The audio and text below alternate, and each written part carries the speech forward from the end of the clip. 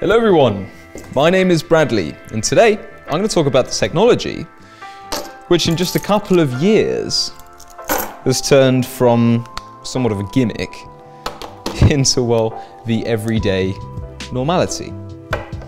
So I'm going to ask you a question. What could be easier than paying for coffee or lunch with PayPass? Well, only probably losing your money. Today, we're going to be looking at the overall safety of contactless payment methods.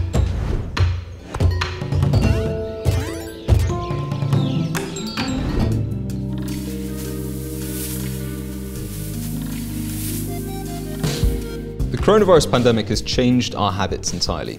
We learned how to wear masks on a daily basis, work remotely, and we're also getting used to using contactless payment a lot more.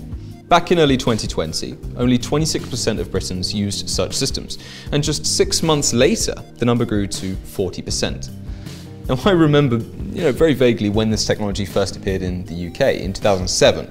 Now, the law allowed only small purchases to be paid for in this way, with a maximum of £10.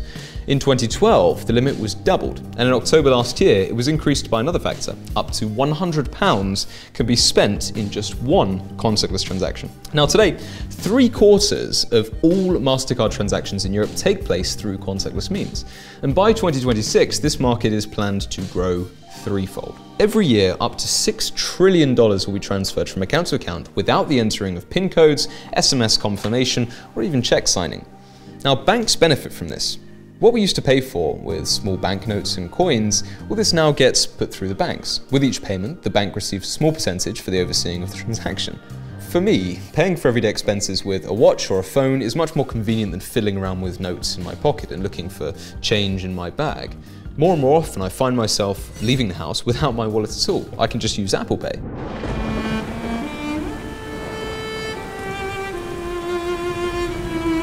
Okay. Could cybercriminals really leave such a fat piece of the market untouched?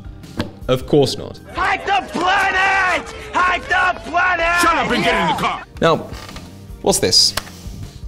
A wireless banking terminal. I got my hands on one of these. Now, these are often used in cafes, small shops, fairs, and similar places. I'm sure you've seen one of these before. Now, it's got a powerful battery, it communicates with the bank via Wi-Fi or even cellular network.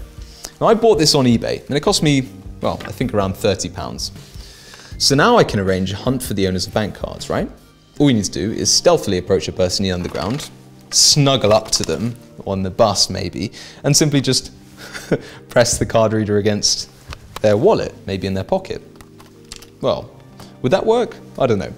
The main thing is to set an amount in advance, no more than £99, so the terminal doesn't ask you to enter the PIN. The first victim should pay off the venture 3 times over. And then, well, a solid profit's been made. As if. Come on. I mean, nothing will come out of this venture. Now, when I was thinking of my brilliant plan, right? Well, I was thinking as a buyer, not as a seller.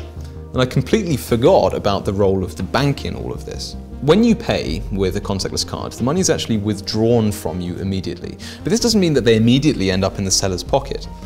In fact, they hang around for at least 2 or 3 days in a special bank account. And this is done to avoid conflict situations in case of, say, technical failures. And also to combat fraud and money laundering. Now imagine, if I start walking down Oxford Street and debiting money from other people's cards, the bank will immediately notice suspicious activity. Just one complaint about a suspicious debit and my account will be blocked. So long, reader technique. Theoretically, I could make payments through foreign banks. For example, I could do it through a VPN channel and drive operations through some, unscrupulous bank in Tanzania.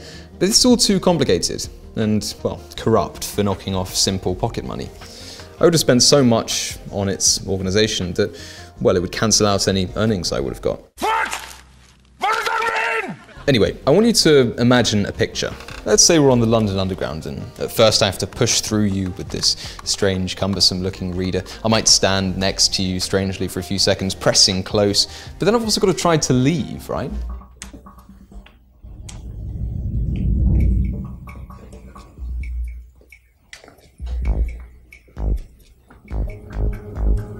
Besides, with such a unit in your hands, anyone standing there is going to see the situation and call the police in a minute. Stop right there, criminal scum! And it won't be possible to read the information from a greater distance with a standard terminal either. The antenna parameters and power are selected so as to work confidently only at the closest of distances. A much more elegant fraud scheme is associated with such terminals. Imagine that you went over to have a beer in a small bar somewhere in, I don't know, Riga, Latvia.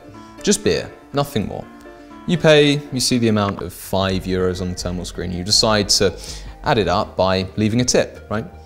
You don't even pay attention to the fact that the terminal ran out of paper and that you weren't given a receipt. Well, it happens, right? It's only later that you found out that €50 have been debited from your account. The scammers used a terminal with a fake display or a modified program. On the screen you see €5, but a completely different payment goes to the bank. Indeed, you won't be able to prove anything. You were in this fine establishment and you paid for the beer yourself.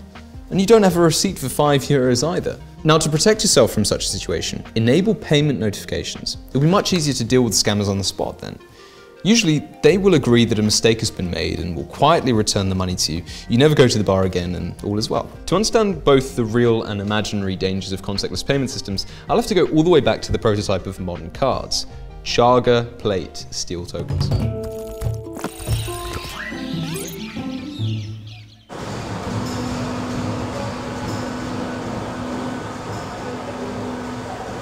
So look, this is what a credit card looked like 100 years ago. Before its appearance, credit cards were simply printed on paper.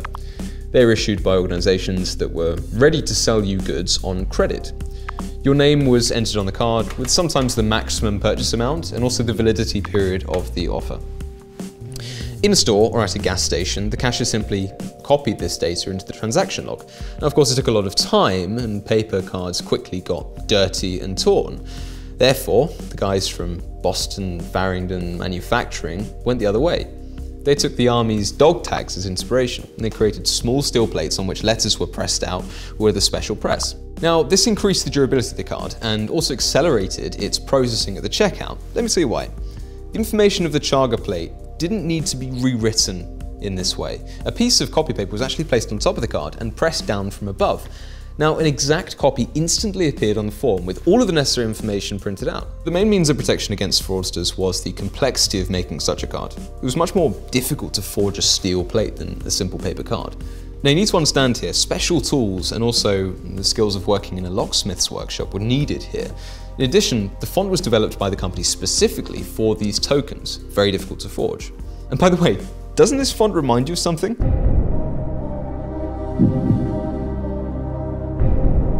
Well, it should do. It's still used by many payment systems today. Take out your Visa or MasterCard. The number and your name are printed in the same Farrington 7B font. Of course, such complexities did not frighten away the scammers. They stole real tokens, then cast lead mattresses on them, and stamped dozens of identical cards. And then they drove all over America and collected goods on credit, as you can imagine.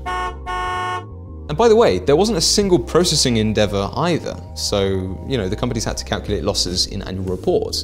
And this was the case until banks became interested in a new means of payment. Now, this Charge It card is the world's first bank credit card and appeared in 1946 in Brooklyn. John Biggs also used a steel token, only squeezed out on it not the name of the owner, but the bank account number too.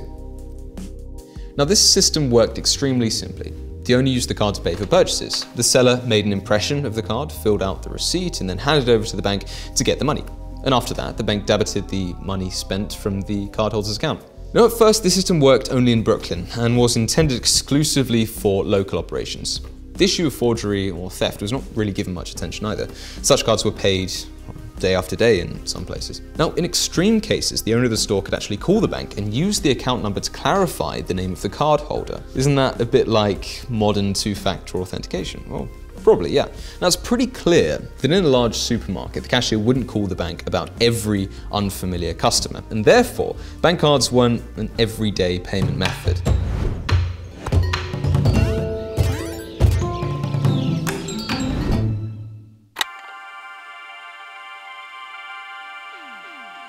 Now, IBM engineers made a real breakthrough here. From the mid-40s onwards, they were looking for cheap and capacious data storage methods that were supposed to replace punch cards.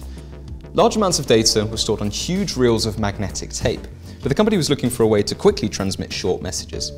Now, In 1960, Forrest Perry combined old and new technology.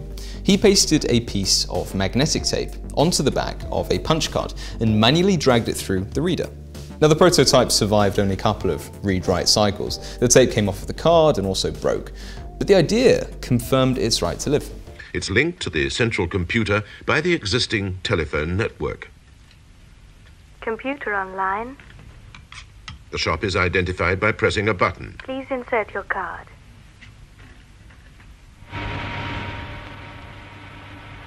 The customer's magnetically coded card links his bank account with that of the shop.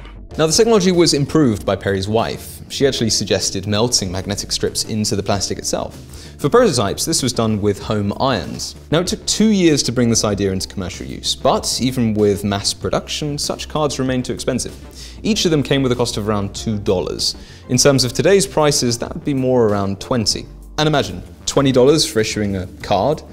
Well, are you still complaining about your bank's rates today? However, by the early 70s, the cost of card production was reduced to 5 cents. In addition, around this time, the company actually launched equipment that was able to work with cards. I'm talking cash registers, scanners, and terminals. Advertising booklets promised fast and secure payments too. PIN, the personal identification number, quickly became a key element of security here.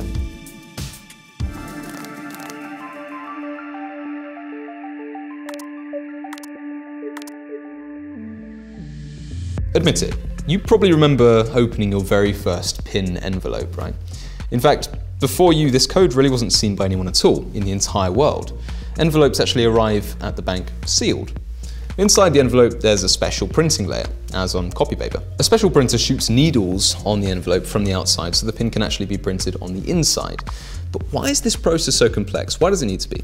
Well, so the bank can claim that only you know the PIN. And this clearly confirms your identity. The system quickly attracted the attention of banks and, of course, criminals.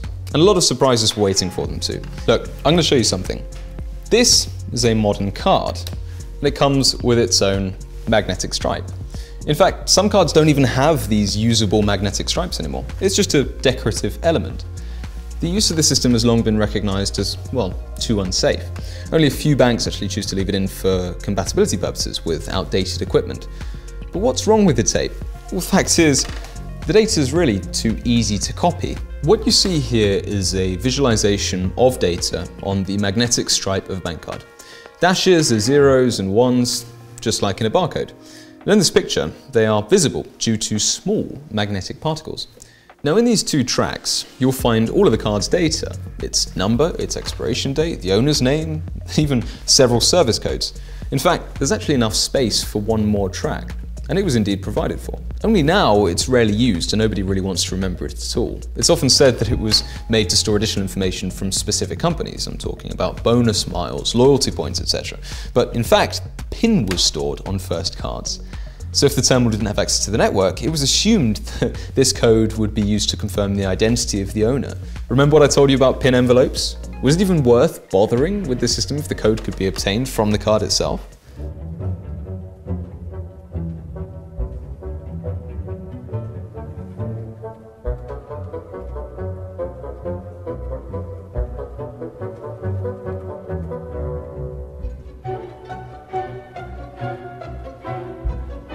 Such security was obviously abandoned in the very first years of the card's usage, as you can imagine, and since then a fundamentally different approach has been used. Your PIN is stored only in your head. Please be so kind as to enter a password of your choice. Shouldn't be in any computer system either. And when you enter a PIN on the ATM keyboard, it's not transmitted anywhere in the open. Such a keyboard is actually a small crypto computer. It encrypts the PIN and transmits the results to the relevant bank. And the question is probably playing around in your mind, if the PIN is so securely encrypted and is not stored anywhere, why are there so many leaks where PINs of real cards appear on the network? Do hackers just go through millions of variants and match them up? No, of course not. They lure and steal using social engineering. Luring effectively means that the victim themselves transmits to the attacker all of the necessary information for payment. A whole arsenal of social engineering methods is used here, from fake websites to fake friends. And I've already told you about this in a plethora of our old videos. Now, I'm interested in stealing. Hello. For the first time ever, CBS journalists drew attention to the massive theft of credit cards. In December 2002, they discovered a new type of hacker device that could record the names, account numbers, and other identifying information from the magnetic stripes that could be downloaded onto a personal computer later. And that is how the townsfolk learnt about skimmers. These are effectively devices that criminals attach to the card readers of ordinary ATMs. And you've probably heard about these. But contrary to popular belief, skimmers don't actually have to be small. For example, these guys in Brazil weren't too lazy to actually make a whole fake panel for an ATM. Esse modus operandi aí tá ocorrendo muito aqui na nossa região. A gente vem aqui, ó, e puxa, olha lá. Now, while you insert the card into the ATM, the skimmer reads the data from the magnetic stripe, and depending on the design, skimmers either save the data or immediately sell it to a hacker over the network. But this is only half of the battle. It's important for a hacker to steal your PIN too, and without it, a copy of a credit card can, well, cost a couple of dollars on the black market, at most. And it's not so difficult to steal a PIN either. Firstly, the PIN can be stolen using a miniature video camera. This is actually how most card thieves operated in the early 2000s. ATMs actually began to protect themselves by equipping visors around the code entry field. You know those weird mirrors that you see when you go to take money out of the ATM? Well, the second approach is keyboard overlays. You enter the PIN without noticing anything, and the thin lining remembers which keys you pressed. And then everything was pretty simple. Blanks for bank cards were openly sold for a couple of cents a piece. Devices for recording the information on the magnetic tapes just cost a few $100s. And in the end, making clones of stolen cards was easier than figuring out where to spend the proceeds. And I'm not exaggerating here either. In 2003, customers who used an ATM to New York Deli lost $200,000 in one day. Now, on the other hand, the scale of skimming at the beginning of the century is extremely difficult to estimate. Authorities initially denied everything. Just look at this guy from Bulgaria.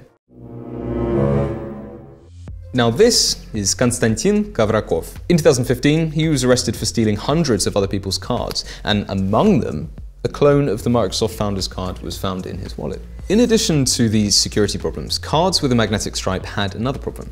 They were incredibly outdated. If you worked at Silicon Valley in those years, then your contactless pass for the office, or maybe your garage keychain, well, they were more crypto-resistant and secure than your credit card. Now, payment systems decided to take matters into their own hands here, and this is how the EMV standard appeared.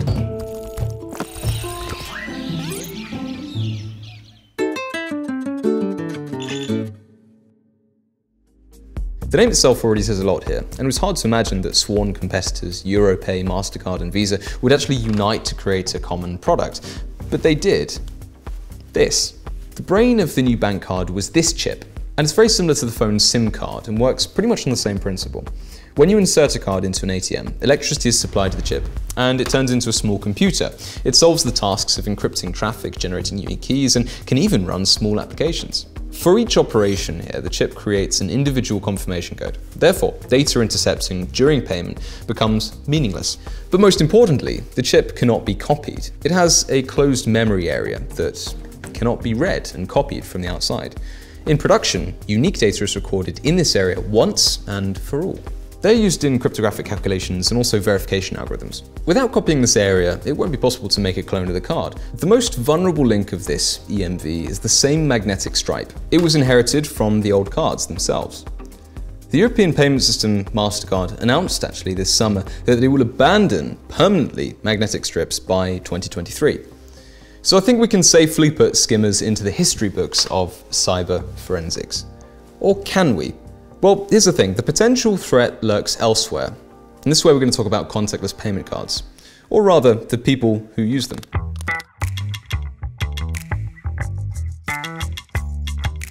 If you're watching my channel, then I'm sure that you already have a contactless bank card. But have you actually ever wondered how it works? Well, in fact, just like an EMV, it's just that the computer processor has grown long antennas. Look at this card. This specifically is the one that I used to get into my building.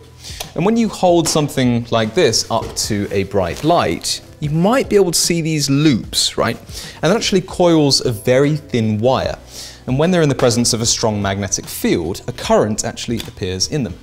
Now, it all sounds quite scary, but it works kind of like wireless charging for your smartphone. The difference is that the card doesn't have a battery in it, so it doesn't actually store any energy. Without an external field, the card's dead, can't be used. But in the field of a special NFC reader, the card not only receives energy, but is also capable of transmitting and also receiving information. The working distance is not large, ranging from a few millimeters to 7 or even 10 centimeters. And this is done intentionally to complicate the interception of information by an attacker, and of course to save energy, right? And this altogether is called Near Field Communication, NFC.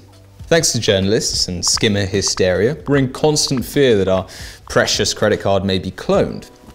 I don't know about you, but I'm still reflexively trying to pick up the card reader and keyboard when I actually see unfamiliar ATMs. What about you? Well, anyway, skimmers can still be found in places like Latin America, Eastern Europe, or even Southeast Asia. And now the imagination draws a picture of a hacker approaching a contactless card with a reader. Scary? Not at all, because this really isn't worth being afraid of.